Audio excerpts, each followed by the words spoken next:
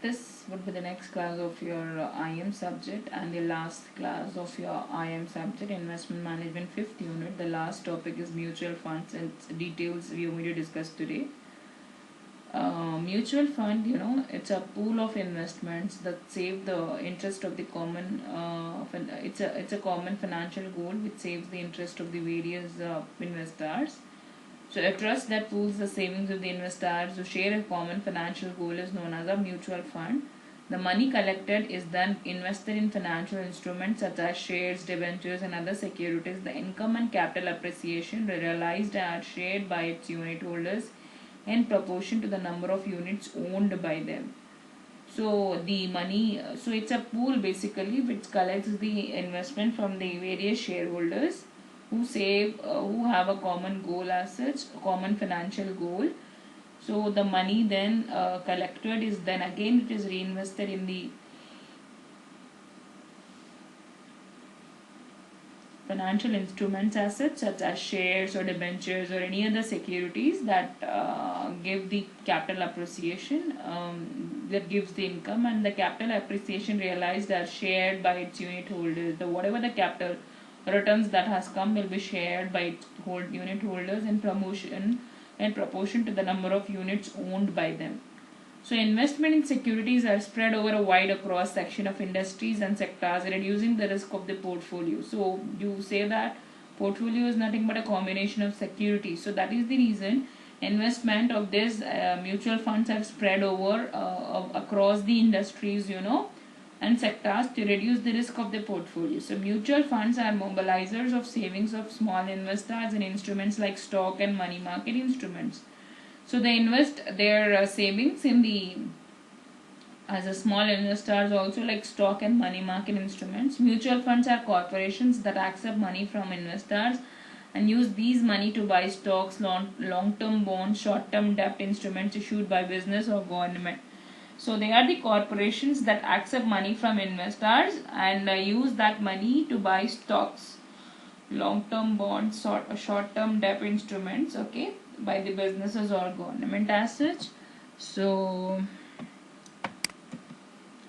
features are like they are mobilizing small savings. So mutual funds mobilize funds by selling their own shares known as units. They sell their own shares and mobilize the savings. They move the money as such. This gives the benefit of convenience and satisfaction of owning shares in many industries. So they give that benefit of having the ownership in many industries as such. Mutual funds invest in various securities and pass on the returns to the investors. Investment avenue. The basic characteristic of mutual fund is that it provides an ideal avenue for investment for investors and enable them to earn a reasonable return with better liquidity as such. Because as such it will be moving around, it will not be constant. So that is the reason it will be more liquid. It offers an investor an appropriate claim on the portfolio of assets that fluctuate in value as such. They can claim on it through returns. Professional management. They are investors that provides investors with the benefit of professional and expert management of their funds. Because professionals will be looking after their portfolios, they do the work efficiently and so that get the profitability to the individual. Investors are relieved from responsibility of following the market on a regular basis. They are relieved on that. Diversified investments are like have an advantage of diversified investment of funds in various industries and sectors. That is beneficial to small investors who cannot afford to buy shares of established companies at higher prices. So mutual funds allows millions of investors who have investments in variety of securities of different companies. So that is the reason diversified investment is another feature. Better liquidity, as I said they will be moving around this is one investment in one company, another investment in another company. So it is obligatory that units are listed and traded, thus offering over secondary market for funds. So it will be very liquid. A high amount of liquidity is possible to the fund holders because of the liquidity securities. Reduced risk. The risk on mutual fund is minimum. This is because of expert management, diversification, liquidity as an economic scale. So that is how the risk also will be reduced. Investment production, mutual funds are regulated by guidelines and legislative provisions. The regulator is SEBI, who will be looking after all the mutual funds. They so that investor interest should be followed, which are laid down by the regulators, that is the SEBI. Switching facility, mutual funds provide investor with the flexibility to switch from one scheme to another. This flexibility enables investors to switch from income scheme to growth scheme and from closed-end schemes to open-end schemes, like that. They'll be availability will be there. Tax benefit will definitely will be there, because if you invest in the stock market, capital gains you're going to get. So that is how the tax saving schemes will be followed, and you will be benefited by tax. Low transaction cost. The cost of purchase and sale of mutual funds is relatively low compared to your other investment opportunities. Economic development, it contribute economic development by mobilizing savings and channelize them to more productive sectors of the economy. Convenience, mutual funds can be traded easily with little or no transaction cost. Products and schemes, we are going to discuss about the different types of products and schemes of mutual funds. So types and schemes, it's another topic of your fifth unit of mutual funds itself. So they are like open-ended scheme. When a fund is accepted and liquidated on a continuous basis by a mutual fund manager, which is accepted and liquidated, means they are buying by purchased and sold simultaneously. So it is called open-ended scheme. The fund manager buy and sells constantly as demanded by the investor. So he will be buying and selling consistently, continuously. On the demand of the investor. The capitalization of funds changes constantly, and it's always open for the investors to buy or sell their units. The scheme provided excellent liquidity facility to the investor. The buying and selling of units takes place at a declared NAV, net value asset will be there. On that it will be declared.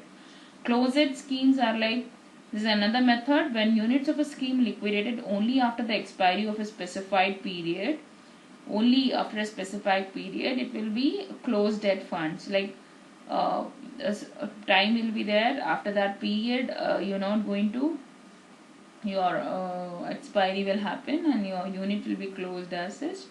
Such funds have been fixed capitalization, remain with the future fund manager. So units of closed-ended schemes are traded on stock exchange in the secondary market. So the price is determined on the basis of supply and demand. The two types of prices, one market determined and the other is NAV based. The market price may be above or below NAV. Managing a closed-ended scheme is comparatively easy for the fund manager. The fund can be liquidated after a specified period. So they are interval scheme again. It's a kind of closed-ended scheme. It's an above method only with a feature that it remains open during a particular part of the year, For the benefit of the investor, it will be open for a particular period of part to either offload or undertake purchase units at NAV. Now, return-based classifications are income. So, what we have discussed just now is operational classification. Now, we are going to talk about the return-based classification. A return-based classification are income fund schemes. So this scheme is customized to suit the needs of the investor who are particular about regular returns. Who will be very particular about the regular returns and all. That is suited for them. But they'll be more particular about, like, we need to get returns simultaneously also. Some people will be there who will just keep their investment and just sit. Some people will be there who want more returns. So for that, return-based income fund schemes will be there. Scheme offers maximum current income, whereby income earned by the units is distributed periodically. There are two types of sub-schemes. One that earns a target constant income at a relatively low risk, while the other offers a maximum possible income. So growth scheme, it's a mutual fund scheme that offers the advantage of capital appreciation of the underlying investment, such as funds invest in growth-oriented securities that are capable of appreciating in the long run. So those are the growth scheme. So the risk is also very high in such funds, where you get the more returns and simultaneously risk also will be there, because you invest in the growth oriented securities that are capable of appreciating in the long run.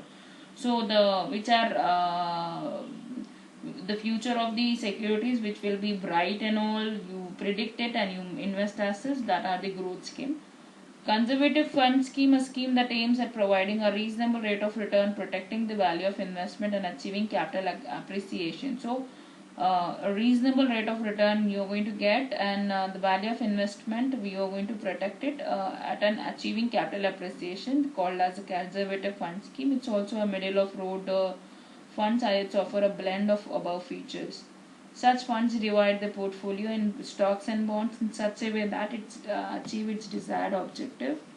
Now, operational classification we studied, return based classification we studied. Now we are going to study about investment based classification. They are equity fund, debt fund, balanced fund, and sectoral fund as such.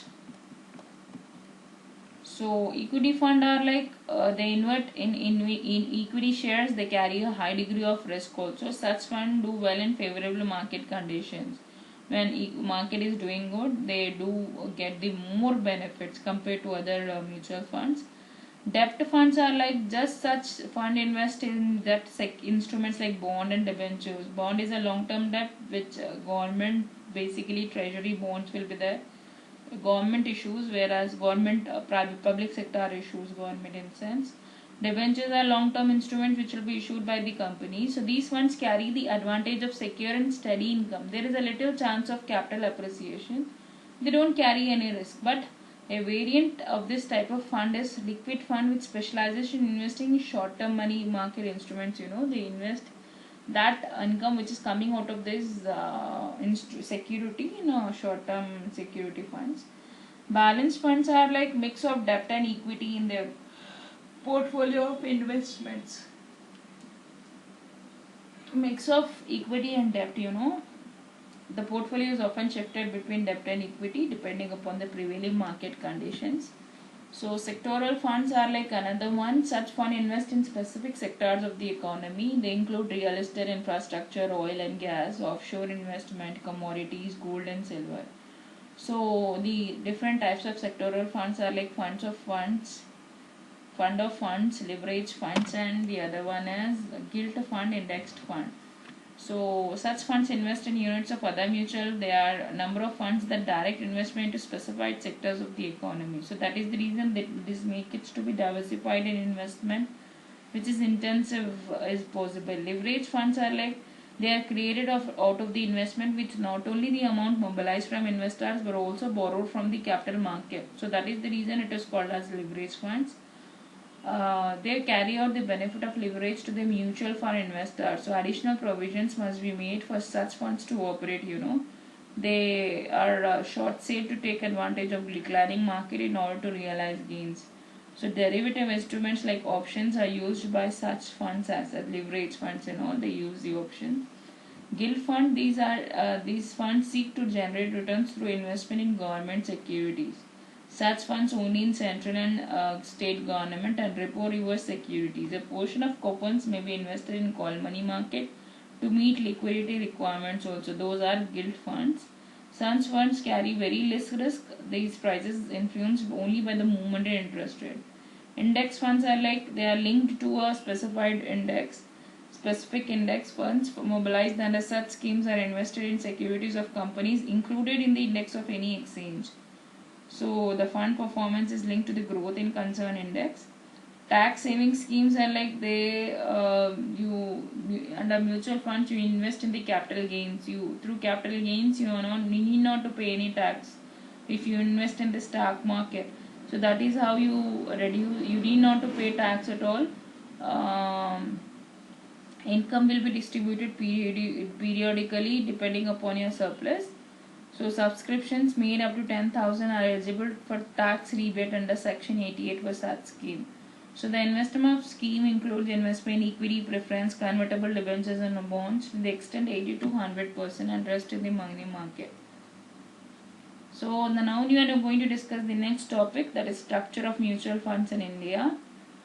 The mutual funds in India follow a three-tier structure. The first tier is the sponsor who thinks of starting the fund. The second tier is the trustee. The third